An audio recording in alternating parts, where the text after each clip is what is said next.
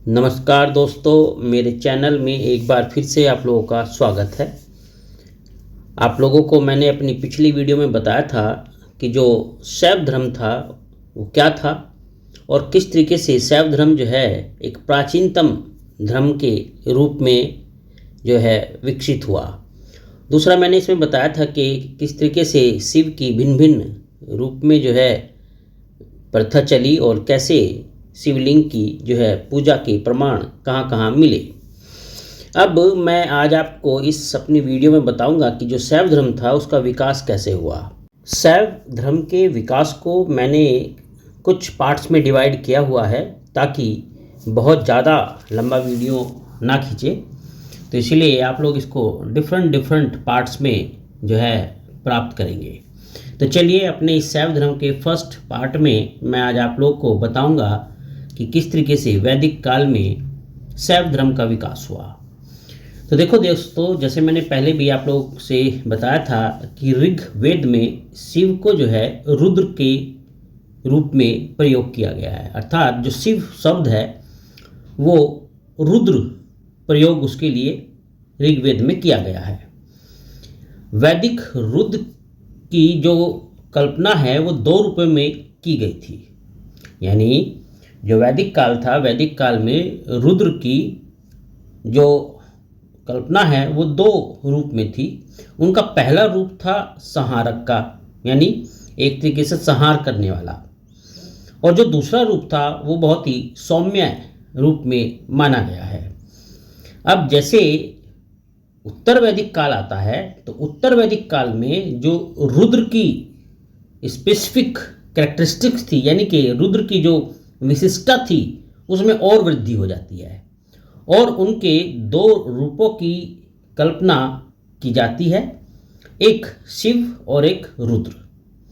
अब जो इनकी शांत और मंगलमय रूप होता है, यानी जिसमें शांत इनको समझा जाता है और मंगलमय यानी कि दूसरों के मंगल कार्यों में इनका जो एक तरीके से योगदान होता है, मंगलमय रूप होता है, उसको शिव की संज्ञा दी जाती है और शिव के रूप में इनको इस फॉर्म में जाना जाता है। तो बड़े ध्यान से आप लोग सुनना ये चीज़ें। अब जो दूसरा इनका रूप होता है जिसको रुद्र रूप माना गया है, उसमें इनको काफ़ी उग्र रूप में जाना जाता है, यानी जो 2 इनकी रूप थे, एक शिव यानी शांत और मंगलमय रूप, और जो रुद्र था वो कैसा था, वो उग्र रूप में जो है जाना जाता है। अगर हम अथर्ववेद की बात करें तो अथर्ववेद में जो इनके विनाशकारी रूप है जिसको हम रुद्र रूप कहते हैं, तो अथर्ववेद में जो शिव है, शिव के रुद्र रूप की ही जो है बहुत अधिक उसमें महत्व दिया गया है और अथर्ववेद में जो विनाशकारी रूप है उसकी काफ़ी चर्चा मिलती है। इसी वेद में अर्थात अथर्ववेद में 2 शब्द यानी कि भव और शर्व, तो भव और शर्व जो नाम के स्वतंत्र और छोटे छोटे देव रहे हैं, उनको जो है कुछ मंत्रों के साथ रुद्र में ही विलीन कर दिया गया, यानी इन दोनों को भी जो है रुद्र रूप में ही एक साथ ले लिया गया कुछ, लेकिन इसमें कुछ मंत्र जो है स्पेशल इनके साथ अटैच कर दिए गए। तो इस प्रकार से अगर देखा जाए तो जो शिव का ये रुद्र रूप था, इसकी एक तरीके से ज़्यादा मान्यता जो है बढ़ती गई, यानी ये जो शिव का रुद्र रूप था, ठीक है, ये बताता है कि किस तरीके से रुद्र का प्रभाव जो है बढ़ता गया। तो इस प्रकार से जो रुद्र रूप रहा है इनका, वो चतुर्दिक व्याप्त रहा, ये हम लोग कह सकते हैं।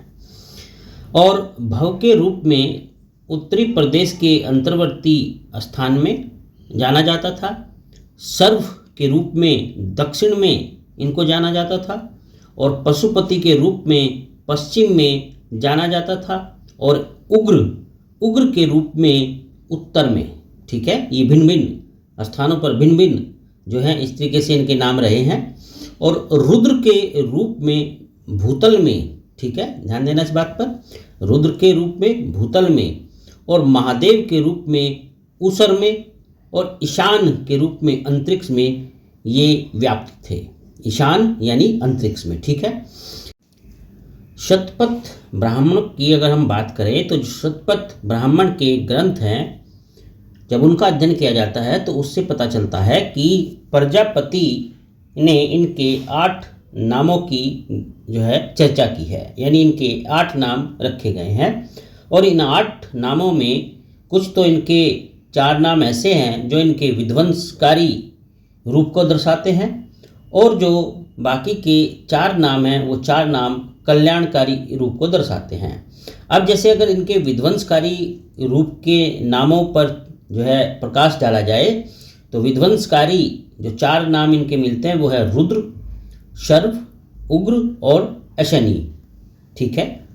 फिर से सुन लो, रुद्र, सर्व, उग्र और अशनि, ये 4 नाम इनके विध्वंसकारी रूप को दर्शाते हैं। और भव, पशुपति, महादेव और ईशान, ये 4 नाम इनके कल्याणकारी रूप को प्रदर्शित करते हैं। तो इस तरीके से शतपथ ब्राह्मण ग्रंथ में ये 8 नाम जो है प्रजापति ने इनके रखे। अब अगर देखा जाए यजुर्वेद की अगर हम बात करें तो यजुर्वेद में इनके जो विध्वंसक यानी भयंकर रूप था रुद्र का, उस पर और अधिक बल दिया जाता है। और इस वेद में इनको किवी यानी कि विध्वंसक और दौवर्त्य के रूप में इनको नाम दिए गए, यानी यजुर्वेद में जो इनके नाम दिए गए वो हैं किवी और दौवर्त्य, और इसका मतलब है बहुत विध्वंसकारी रूप इनका। तो अब ये थी हमारी यजुर्वेद में जो शैव धर्म से संबंधित शिव जी के डिफरेंट नेम थे। शतरुद्रीय स्तोत्र में इनके जो नेम हैं, इनके जो नाम मिलते हैं वो हैं शिव, शंकर, शिवतर और आदि आदि डिफरेंट नाम इनके जो हैं इस शतरुद्रीय स्तोत्र में मिलते हैं। शिव के पर्वत पर निवास करने के कारण इनको अलग अलग नाम भी दिए गए हैं, जैसे ग्रीस, गृत्र, ग्रीचर, ग्रीशय आदि आदि। इस तरीके के नाम इनके रखे गए हैं क्योंकि ये पर्वत पर शयन करते हैं।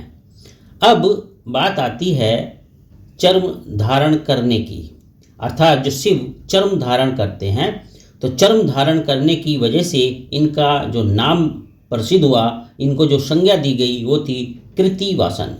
तो दोस्तों ये थी शैव धर्म के विकास पर मेरी पार्ट 1। अपनी अलग अलग पार्ट में मैं शैव धर्म के विकास को और आगे आप लोगों को समझाऊंगा। आप लोग जुड़े रहना, धैर्य रखना और धैर्य से ये देखते रहना और समझते रहना। तो चलिए आज मैं यहीं इसका एंड करता हूँ। आप लोग अपना ध्यान रखना, आपका दिन शुभ हो। आपका मुझसे जुड़ने के लिए बहुत बहुत धन्यवाद। चैनल अगर सब्सक्राइब नहीं किया है तो ज़रूर आप लोग एक बार चैनल को सब्सक्राइब कर लेना। चलिए अपना ध्यान रखना, आपका दिन शुभ हो।